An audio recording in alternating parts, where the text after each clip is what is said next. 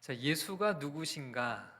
지난 2000년 동안 가장 치열한 논쟁을 불러일으킨 질문이었죠. 예수는 스스로를 가리켜서 하나님의 아들이라고 했습니다. 물론 이런 주장을 한 사람들은 예수 말고도 무수하게 많았습니다. 지금도 전 세계 곳곳에는 자신이 하나님이라거나 자신을 믿어야 구원받을 수 있다고 주장하는 사람들로 넘쳐납니다. 우리는 이런 사람들의 주장에 별로 신경을 쓰지 않습니다. 오히려 그런 주장에 현혹되지 않도록 주의해야죠. 그런데 예수의 경우는 다릅니다. 그에게는 우리가 눈여겨봐야 할 중요한 특이점이 있습니다. 예수는 당시의 종교 지도자들에 의해서 신성 모독죄와 반역죄로 기소되어 사형 선고를 받고 십자가에서 처형을 당했습니다. 예수도 그렇게 죽고 끝이 나는 것 같았습니다. 그런데 며칠이 지나지 않아 이상한 일이 벌어졌습니다. 예수가 다시 살아났다는 증언들이 퍼지기 시작했습니다. 그를 봤다거나 그를 만났다는 사람들이 생겨났습니다. 자, 이 일 역시 예수가 살아있을 때 미리 주장했던 내용이었습니다. 많은 사람들이 예수의 이런 주장을 이미 알고 있었습니다. 심지어는 예수를 죽인 대제사장들과 바리새인들도 마찬가지였는데요. 마태복음 27장 62절과 63절의 말씀 우리 다 함께 읽어보겠습니다. 그 그 이튿날은 이튿날은 준비일 준비일 다음 다음 날이라 날이라 대제사장들과 대제사장들과 바리새인들이 바리새인들이 함께 함께 빌라도에게 빌라도에게 모여 모여 이르되 이르되 주여 주여 저 저 속이던 속이던 자가 자가 살아 있을 살아있을 때에 때에 말하되 말하되 내가 내가 사흘 사흘 후에 후에 다시 다시 살아나리라 살아나리라 한 한 것을 것을 우리가 우리가 기억하노니. 기억하오니. 예수가 죽고 나자 대제사장들과 바리새인들이 로마의 총독인 빌라도를 찾아갔습니다. 예수가 살아있을 때에 자신이 죽으면 사흘 후에 다시 살아날 것을 주장했다는 것이죠. 그러니 혹시라도 제자들이 예수의 시체를 훔쳐다가 숨겨놓고서는 그가 다시 살아났다고 속일 수 있으니 경비병을 세워서 무덤을 철저하게 지켜달라고 요청하는 내용이 바로 이 기록입니다. 이렇게 예수가 다시 살아날 것이라고 말한 주장을 많은 사람들도 이미 알고 있었죠. 그런데 예수가 자신이 예고했던 것처럼 실제로 이 일이 일어났다는 것입니다. 그가 정말 사흘 만에 다시 살아났다는 것이죠. 예수의 부활을 증언하는 증인들이 점점 늘어났고 그들은 자신의 생명을 걸면서까지 다른 사람들에게 이 소식을 전했습니다. 사람들이 예수를 죽였지만 하나님이 그를 다시 살리셨다. 예수는 분명 하나님의 아들이었고 우리를 구원하기 위해 오신 구원자임이 틀림이 없다. 회개하고 예수를 믿으면 하나님의 자녀가 되고 영원한 생명을 얻게 된다. 하나님 나라를 상속받고 하나님의 다스림을 따라 살게 된다. 예수를 죽이면 잠잠해질 줄 알았던 이들은 몹시도 당황스러운 상황을 맞이하게 된 것이죠. 예수가 다시 살아났다는 증언은 들불처럼 번져갔습니다. 이렇게 2000년이 지난 오늘까지도 지구 반대편에 있는 우리에게까지도 이 소식이 전해져 오고 있는 것이죠. 예수가 그의 주장처럼 또 그의 부활을 목격했다는 증인들의 주장처럼 정말 다시 살아났다면 예수는 그의 주장처럼 하나님의 아들임이 분명하고 그는 틀림없이 우리의 구원자가 되는 것이죠. 우리는 앞으로 몇 주 동안 예수가 정말 다시 살아났는가를 함께 살펴보려고 합니다. 그런데 그 전에 먼저 한 가지 생각할 것이 있습니다. 부활이 있기 전에 예수가 십자가에서 실제로 죽었는가 하는 문제입니다. 예수가 십자가 이후에 살아 있었다는 것을 부정하기 어렵게 되자 한편에서는 예수의 죽음 자체를 부정하려는 시도들이 있게 되었습니다.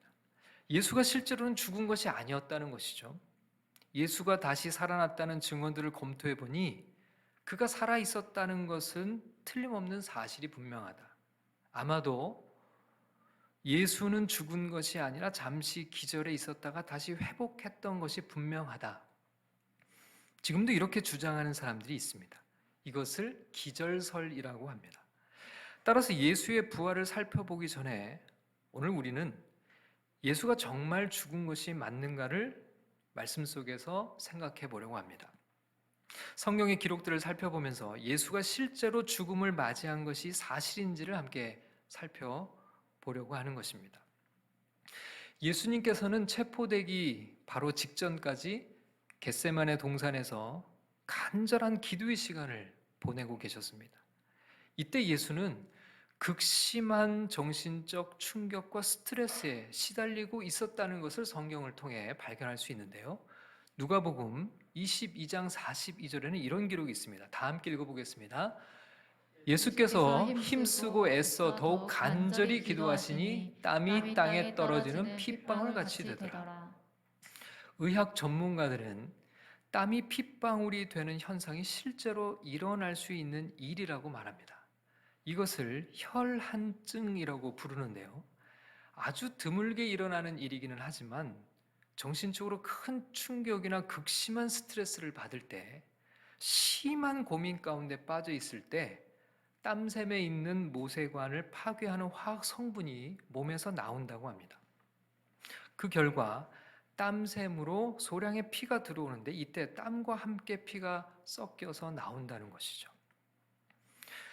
저도 말씀을 준비하면서 인터넷에 혈안증을 쳐보니까요, 실제로 혈안증 환자들의 모습을 찍은 사진을 볼 수 있었어요. 얼굴에 땀과 함께 붉은 피가 같이 흐르는데요, 언뜻 보면 땀이 아니라 피가 흐르는 것처럼 그렇게 보이는 모습을 볼 수 있었습니다. 성경에서 예수님께서 땀이 핏방울 같이 되었다라고 하는 것이 바로 이런 혈안증을 표현하는 것이라는 거죠.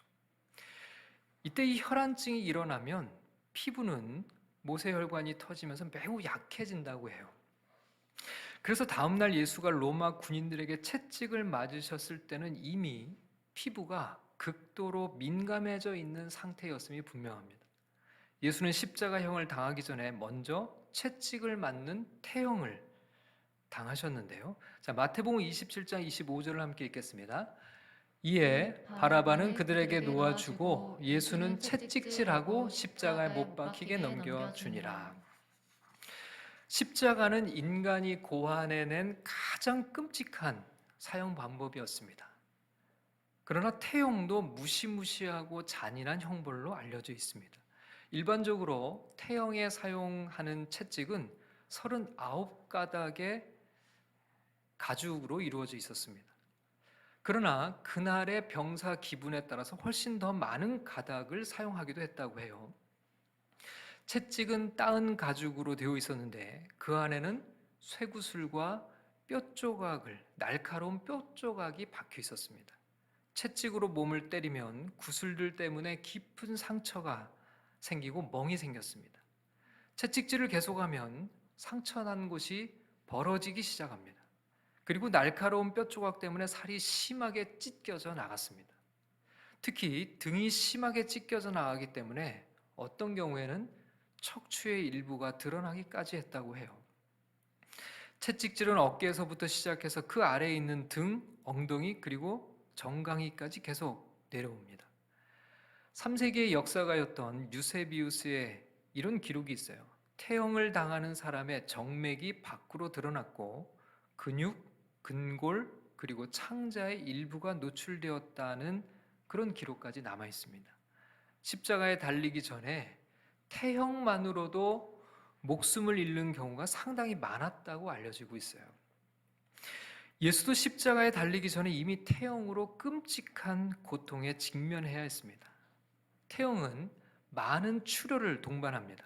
이 출혈은 저혈량성 쇼크 상태에 빠지게 만듭니다. 저혈량성 쇼크에 빠지면 4가지 주요 증상이 나타난다고 하는데요. 첫째는 심장이 더 이상 피를 퍼올리지 않습니다. 둘째는 혈압이 떨어지게 되어 정신이 몽롱해지거나 기절하게 됩니다. 셋째는 신장은 남아있는 피의 양을 유지하기 위해서 소변 만드는 일을 중단하고, 넷째는 몸은 흘린 피를 보충하기 위해 액체를 요구하기 때문에 매우 목이 마르게 됩니다. 자, 예수가 저혈량성 쇼크에 빠져 있음을 나타내는 증거들이 성경에는 분명하게 기록되어 있는데요. 예수는 십자가의 수평 들보를 지고 갈릴리 언덕을 비틀거리면서 올라가야 했습니다. 이때 저혈량성 쇼크 상태에 있던 예수는 넘어지게 되었고 로마 군인들은 구레네 사람 시몬에게 십자가를 대신 지게 합니다. 자, 마태복음 27장 32절을 읽겠습니다. 나가다가 시몬이란 구레네 사람을 만나매 그에게 예수의 십자가를 억지로 지워가게 하였더라. 또 예수는 내가 목마르다라고 말씀하시는 장면을 성경에 기록하고 있는데 이것들이 모두 저혈량성 쇼크 상태를 묘사하고 있는 것이죠. 여러분, 십자가에 달리기 전에 예수는 이미 저혈량성 쇼크로 위독한 상태에 빠져 있었다는 겁니다. 그런데 정말 견딜 수 없는 고통의 순간은 지금 이 순간부터 시작입니다. 십자가는 인간이 고안해낸 가장 고통스러운 사형 방법으로 알려져 있습니다. 영어 단어 중에 몹시 괴롭히다, 고문하다라는 뜻을 가진 excruciate라고 하는 단어가 있습니다. 이 단어가 어원적으로는 십자가로부터라는 뜻인데요. 그 의미가 지금은 몹시 괴롭히다, 고문하다라는 뜻을 갖게 되었습니다. 그만큼 십자가는 인간을 너무나 고통스럽게 만들고 괴롭게 만들어서 죽게 만드는 사형틀이었던 것이죠. 로마 군인들은 먼저 양 손목에 대못을 박았습니다. 흔히 우리는 손바닥에 못을 박은 것으로 알고 있지만 실제로는 손목에 못을 박았습니다.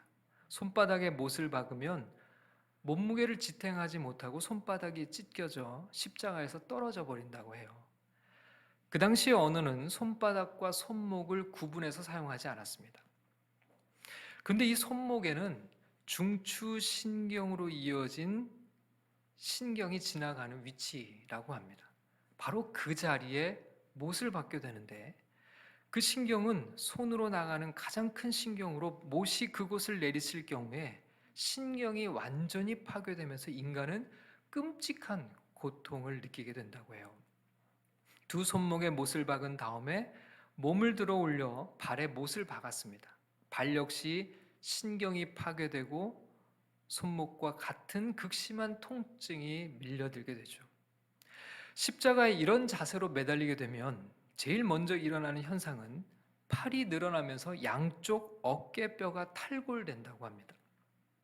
이렇게 십자가에 매달리게 되면 질식하면서 서서히 고통스럽게 죽어가는데 질식하게 되는 이유는 근육의 충격이 가해지면서 횡격막이 가슴의 상태를 숨을 들이쉰 자세로 만들어 놓기 때문이라고 해요. 숨을 내쉬기 위해서는 십자가 위에서 발을 고추 세워야 합니다. 그래야 근육이 잠시 동안 이완될 수 있는 것이죠. 예수의 발은 신경 위에 대못이 박혀 있는 상태인데 그 발에 못이 박혀 있는 상태로 그 못을 밀어 올리는 것이죠. 결국에는 못이 발 근육에 붙어 있는 뼈를 고정시키면서 간신히 숨을 내쉬게 되는 겁니다. 그렇게 숨을 내쉰 후에는 발에 힘을 빼면 잠시 숨을 쉬고 그리고 다시 힘을 풀면 몸이 처지면서 다시 숨을 들이마시게 되죠. 그러면 또다시 숨을 내쉬기 위해서 발을 세워야 하는데 숨을 한번 내쉴 때마다 온 신경이 끊어지는 듯한 고통을 느껴야 하고 동시에 십자가에 거친 나뭇결에 찢어진 등은 긁히게 되는 것이죠. 이렇게 완전히 지칠 때까지 이 고통이 계속되다가 결국 발을 더 이상 세울 수 없게 되면 이제는 숨을 쉴 수 없는 상태가 되죠. 호흡수는 점점 줄어들기 시작하는데 그럴 때 호흡 산독증에 빠지게 된다고 합니다. 그렇게 되면 심장 박동이 불규칙적으로 변하면서 곧 죽음이 임박했음을 알 수 있다고 그래요. 그래서 성경을 보면 예수께서 아버지여 내 영혼을 아버지 손에 부탁하나이다 라고 말씀하시는 장면도 죽음이 임박했음을 예수님이 몸으로 느낄 수 있었기 때문이라는 것이죠. 또 중요한 한 가지 사실은 저혈량성 쇼크는 심장 박동수를 지속적으로 빠르게 만든다고 해요. 이것도 심장을 정지시킨 원인 중에 하나인데, 그렇게 되면 심장 주위에 있는 막 조직에 액체가 고이는 심장 낭출 현상이 일어난다고 합니다. 폐 주위에도 액체가 고이는데 이것을 늑막 삼출이라고 부릅니다. 로마 군인들이 예수가 죽었다는 것을 알고서 다시 한번 확인하기 위해 옆구리를 창으로 찌르는 장면이 성경에 기록되어 있는데요. 요한복음 19장 33절, 34절을 읽어보겠습니다. 예수께 이르러서는 이미 죽으신 것을 보고 다리를 꺾지 아니하고 그중 한 군인이 창으로 옆구리를 찌르니 곧 피와 물이 나오더라. 십자가 아래에서 로마 군인이 창을 찔렀으니 창의 방향은 아래쪽에서 위를 향하고 있었겠죠. 창은 폐와 심장을 꿰뚫었는데 성경에는 피와 물이 쏟아져 나왔다고 기록하고 있습니다.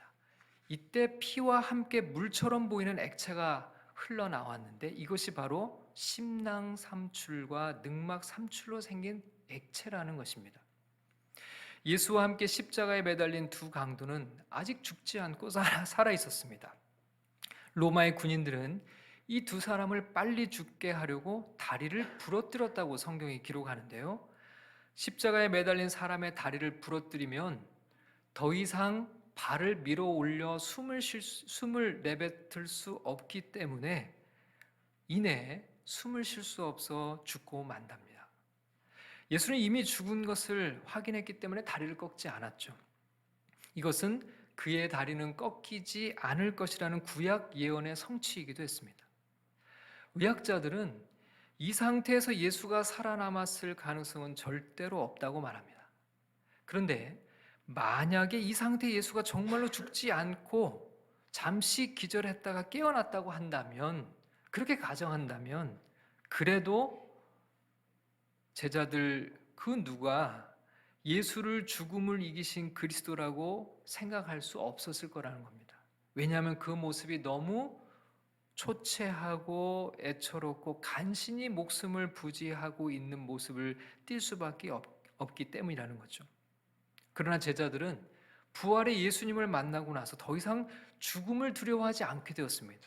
왜냐하면 예수는 부활을 통해 부활의 몸으로 변해 있었기 때문이죠.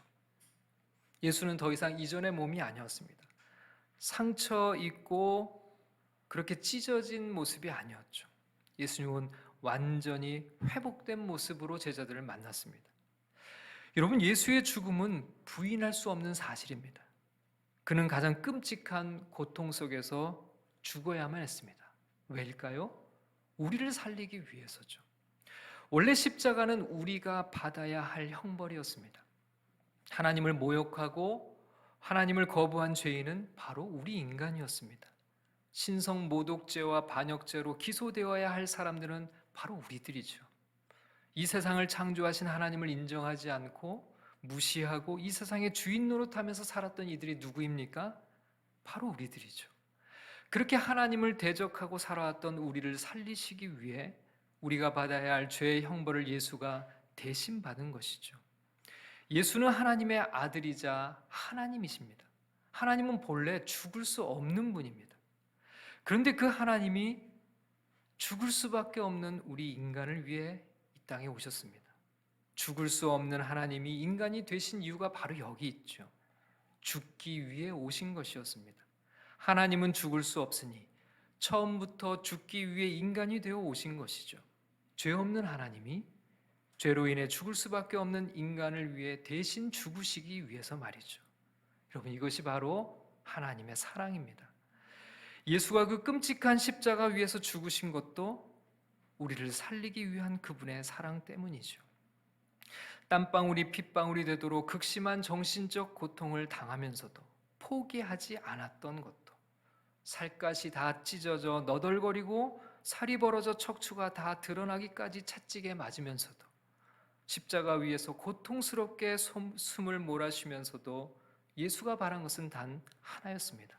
로마서 5장 8절은 이렇게 말씀합니다. 로마서 5장 8절 함께 읽겠습니다. 우리가 아직 죄인 되었을 때 그리스도께서 우리를 위하여 죽으심으로 하나님께서 우리에 대한 자기의 사랑을 확증하셨느니라. 우리를 구원하기 위한 하나님의 사랑, 모든 사람이 구원에 이르기를 바라셔서 지금도 기다리고 계신 주님의 사랑, 그 사랑이 바로 십자가이고 그 십자가로 말미암아 우리가 살아난 것이죠. 베드로전서 2장 24절에 이렇게 말씀합니다. 함께 읽겠습니다. 친히 나무에 달려 그 몸으로 우리 죄를 담당하셨으니 이는 우리로 죄에 대하여 죽고 의에 대하여 살게 하려 하심이라. 그가 채찍에 맞음으로 너희는 나음을 얻었나니. 예수의 십자가 고난과 죽음 그리고 부활 때문에 우리가 생명을 얻게 된 것입니다. 우리 주님의 그 사랑을 바라보면서 오늘도 믿음의 걸음을 걸어가는 저와 여러분들이 모두 되시기를 주님의 이름으로 축원합니다.